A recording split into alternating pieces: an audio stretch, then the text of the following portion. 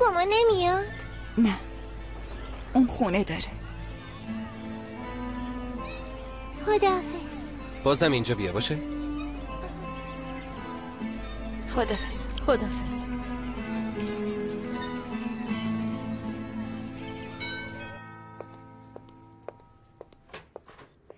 بفرمایید. نازم خونه است؟ یه لحظه صبر کنیم، من الان بهش خبر میدم. لازم نیست، من همسرشم.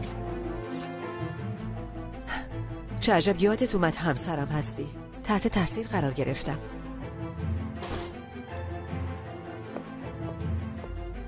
تازه بیدار شدی؟ این چه وضعیه؟ چی شده؟ انتظارشو نداشتی؟ این حرفا رو ول کن نازم. یه مشکل جدی داریم.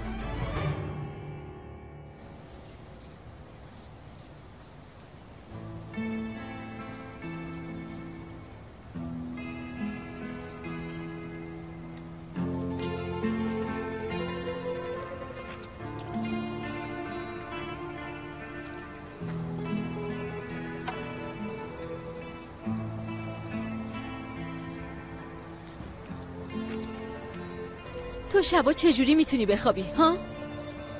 این دختر بیچاره شبا تو خواب مادرش رو صدا میزنه، تو هم میگی دخترم؟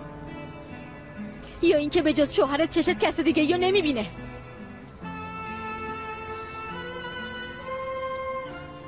جواب بده دیگه.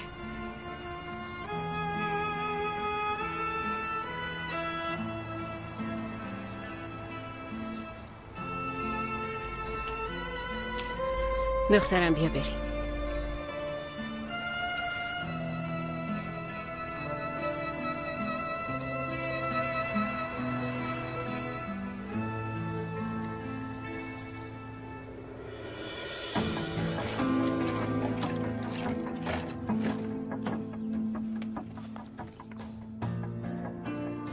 به خودت بیا، چرا چرت و پرت میگی توفیق؟ سرکار همچین بچه‌ای نیست. در ضمن اگه مواد مصرف میکرد من نمیفهمیدم. دارم میگم از من 100,000 تا پول میخواست، چرا نمیفهمی؟ پسری تو این سن این همه پولو میخواد چیکار؟ یا به یه چیزی معتاد شده یا تو دردسر افتاده.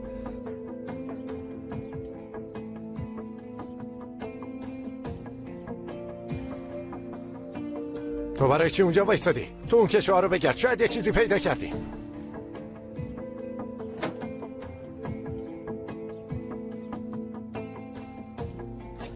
نیست دیگه، نیست. خب تو ازش نپرسیدی پسرم این همه پولو میخوای چیکار کنی؟ پرسیدم، مگه میشه نپرسم؟ گفت برای یکی از دوستا میخوام، حرف دیگه ای هم نزد. این پسر چیکار کرده؟ ضمناً تو چرا از این چیزا خبر نداری؟ مگه تو مادرش نیستی؟ مگه تو هم پدرش نیستی؟ ها؟ اگه به جای اینکه دنبال دخترای همسن بچت بری تو خونه پیش پسرت بودی، هیچ کدوم از اینا پیش نمی اومد. چه خبر شده؟ شما اینطوری اتاقا به هم ریختی؟ دافنه سرکان مواد مصرف میکنه؟ اوها، مؤدب باش دخترم. خب دیگه چی؟ چرا میپرسی؟ سرکانی اخلاق بد داره، اونم اینه که با دخترای پرورشگاهی میپره.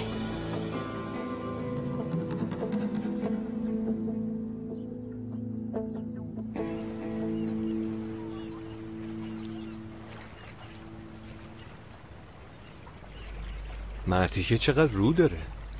پاشده تا توی پانسیون اومده؟ داره از ترس ایلوسو استفاده میکنه. ناراحت نباش. الان که خانم مدیر خبردار شده، به نظرم نه تنها یارو رو تو پانسیون راه نمیده، بلکه نمیذاره تو محلم بیاد. حتی ممکنه منم دیگه راه نده. دولت این دخترها رو به من سپرده، تو حق نداری اینجا بایستی. دقیقاً. ولی میگم کاش نمی اومدی دنبالم. مطمئنم الان یه سوء تفاهمی میشه این وسط. نمیفهمم منظورت چیه؟ چه سوء تفاهمی؟ خب ممکنه فکر کنه که بین من و تو یه رابطه چیزی هست. حالا بیا حالیش کن که خبری نیست. خب چرا که نه؟ یعنی چی؟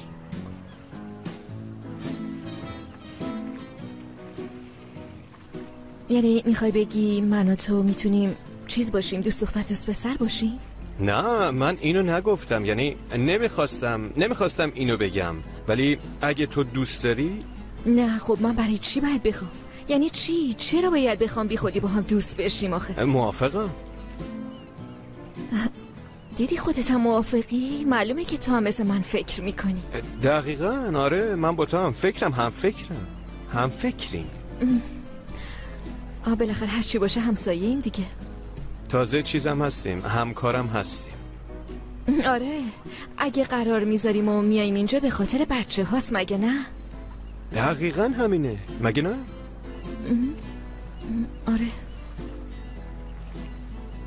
آره.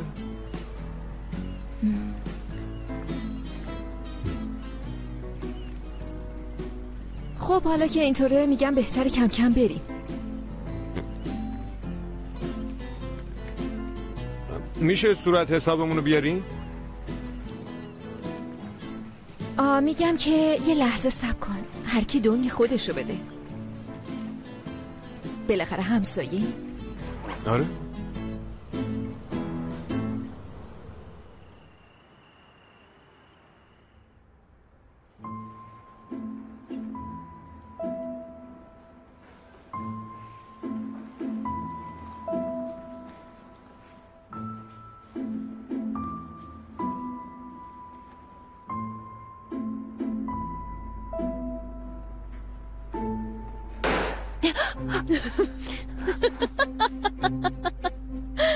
دختر تو چقدر ترسویی. چه تکلیفی داری انجام میدی؟ دارم تمرین حل میکنم. آره جون خودت. یا ولش کن. دافن ازگون احمق. تکالیفشونو انداختن گردن تو نه؟ نه فقط ازم خواهش کردن. ولی ببین فایده داشته، به خاطر اونا داری درس میخونی.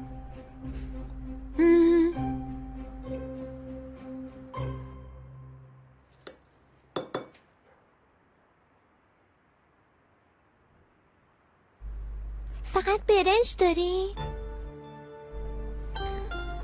وقت نشد برم خرید دخترم، حالا یه امشبو بخور. ترشی هم داری، میخوای بهت بدم؟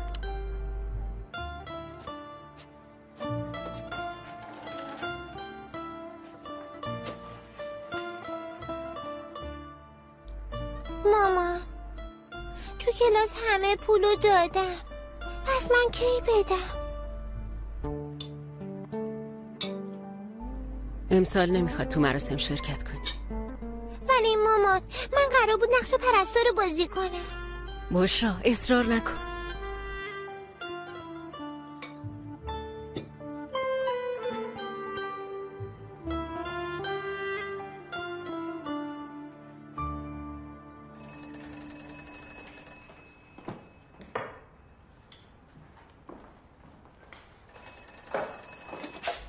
الو یه لحظه.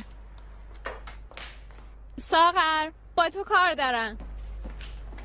کیه؟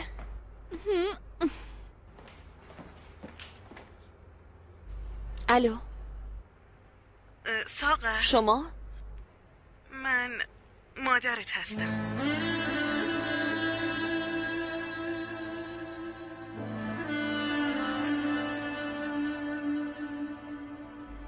مادرم؟